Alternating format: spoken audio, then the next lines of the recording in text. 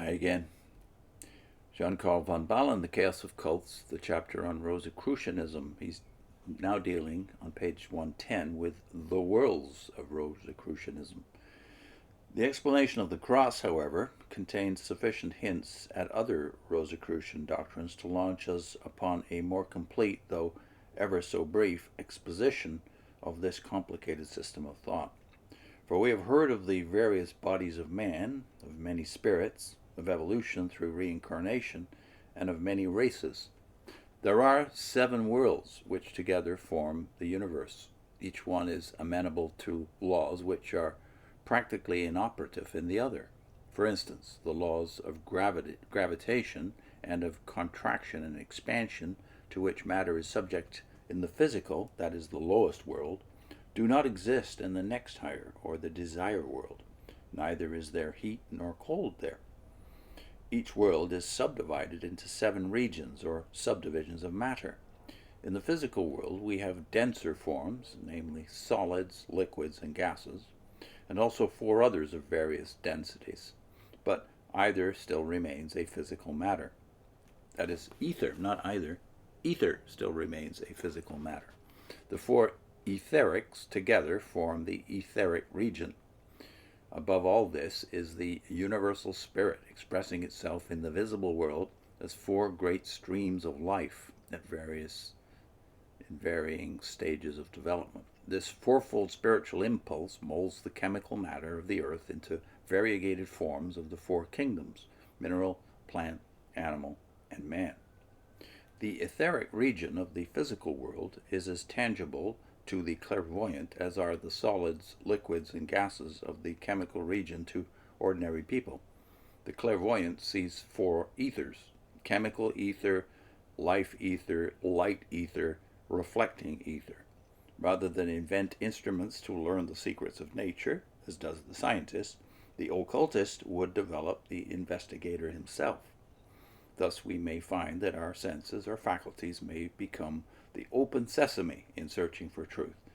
The trained senses of the clairvoyant see clearly the interaction between the physical and the etheric body of man. For example, the chemical ether expels from the physical body of man the materials in food which are unfit for use, negative pole, and also assimilates that which can be incorporated into the body, positive pole. The life ether, also working through a positive and a negative pole, takes care of the forces of propagation, the positive working in the female during the period of gestation, and the negative pole of life enabling the male to produce semen. Light ether negatively operates through the senses, manifesting the passive functions of sight, hearing, feeling, tasting, smelling. It also builds and nourishes the eye. Positively, it is the avenue of the forces that circulate the blood. In plants and animals, light ether is responsible for color. Reflecting ether has in it the reflections of the memory of nature, as the giant ferns of the childhood of the earth have left their picture in the coal beds. But no clairvoyant likes to read in this book of memory, as the pictures are blurred. Spiritist mediums and psychometers may be forced to do that sort of thing. The Rosicrucian clairvoyant rises to greater heights, knowing that in higher worlds nature has better memories. The desire world, like the physical world, and like every other realm of nature, has the 7 subdivisions called regions, but it does not have the 4 great etheric divisions. Desire stuff in the desire world persists through its 7 subdivisions, or regions, as material for the embodiment of desire. The desires, wishes, passions, and feelings of man express themselves through these 7 regions of desire matter, which is only 1 degree less dense than the matter of the physical world. It is not a finer physical matter, rather it is an unceasing motion, where the matter of the physical world is inert. The desire world is ever-changing light and color, in which forces of animal and man intermingle with the forces of innumerable hierarchies of spiritual beings which mold our desires. Our desires, in turn, create interest. Interest, once it is thoroughly aroused, starts the forces of attraction and repulsion. Observe now the following verbatim citation to point out the close resemblance of the Western occultism to the Oriental or esoteric Christianity.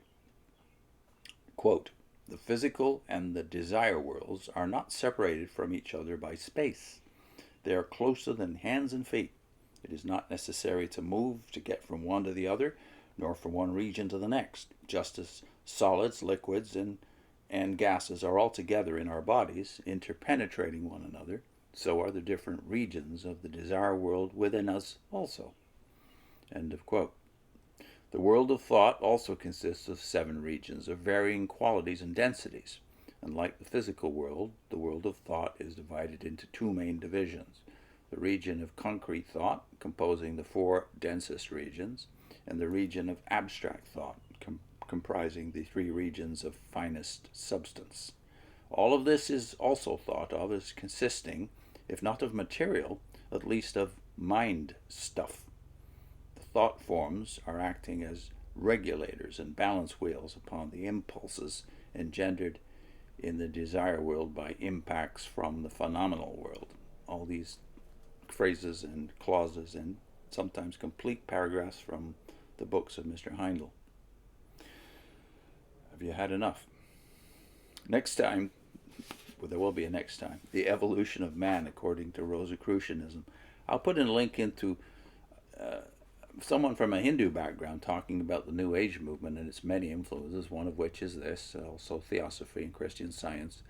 Vishal Mangalwadi, and his book has the central thought, a foundational thought, that the New Age is not new. See you next time.